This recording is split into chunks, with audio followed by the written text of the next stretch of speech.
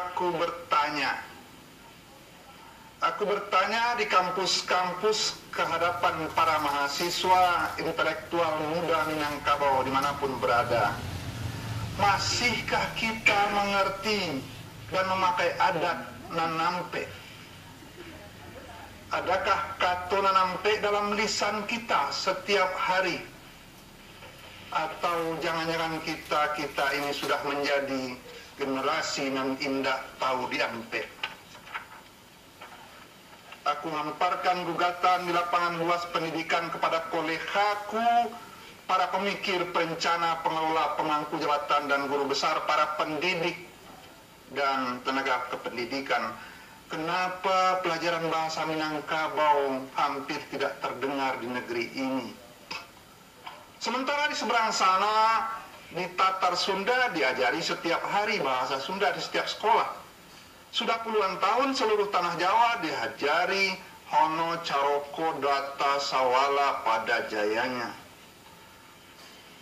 Aku panjatkan gugatan ini seiring doa kepada Yang Mulia Alim Ulama Suluh Bendang Saalam Minangkabau tentang adat nan basandi syarat nan basandi kitabullah, tentang piagam sumpah sati Buki Marapalam.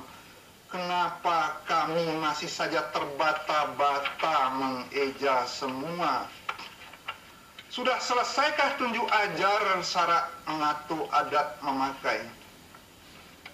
Masihkah kami ini memakai adat nan kewi syarat nan lazim atau sebaliknya?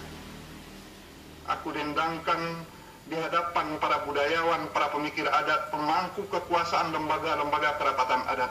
Tunjukkan kami di mana lagi sekarang surau tempat belajar rundiang adat dan pasambahan. Haruskah kami belajar kepada ibu-ibu dan nona pembaca pidato adat di helat perkawinan? Atau biarkan semua ajaran tambo menjadi nyanyian di zaman yang telah hilang? Aku tidak menggugatmu Tuhan, karena Engkau telah peringatkan takkan berubah nasib suatu kaum kalau bukan mereka sendiri yang merubahnya. Aku menggugat mereka dan diriku. Kami yang mengaku orang Minang, jati diri kami tinggal Kerabang. Aku menggugat orang-orang di musala kecil di kampungku yang hanya untuk rapat gotong royong saja harus berbahasa Indonesia Raya, patah lidah mereka berbahasa Minang. Tidak berani aku menyampaikan gugatan ini kepada Sri Maharajo Dirajo, Datuk Suri Dirajo, Datuk Ketumanggungan, Datuk Perpatihan Sabatang, karena telah lengkap semua petuah ditinggalkan. Tidak mungkin ku sampaikan gugatan kepada Bunduk Kanduang dan Tuangku Cindua Mato, karena semua telah selesai dalam tambu.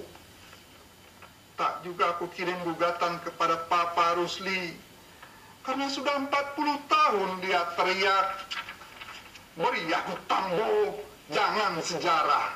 Aku tak tahu apa nasib Imbang Jaya setelah pergumulan malam sang putri Raid entah kemana di abad-abad yang tenggelam.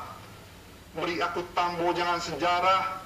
Karena yang pertama ada riak menjarah, sedang yang kedua sepi dari heru. Beri aku tambu, jangan sejarah. Aku ingin tua, penuh ragi, dan tidak bangkai-bangkai yang menyerah. Tak juga ada gugatan untuk Nyak Yus Datuk Perpatiah, karena sudah 40 tahun dia teriak lantang tentang kepribadian Minang. Tak mungkin ku sampaikan gugatan kepada Mak Kati, karena sudah sampai ke Hawaii dia barandai. Tak berani aku sebarkan gugatan ini kepada para pandeka Minangkabau, karena mereka masih menyebar langkah ampe Silik Lintau, Sitaralak, Silik Harimau, sampai ke Meksiko, sampai ke Melbourne, bahkan Moskow. Aku siramkan saja gugatan ini pada kemarau. Walau tak mungkin ayah sagaluak melunaukan kerontang, aku tanamkan gugatan ini di ladang habis terbakar, meski takkan tumbuh hutan dalam sekejap. Di layar kaca TVRI ini, aku titip gugatan ini. Salam hormat. Saya Dr. Tambo.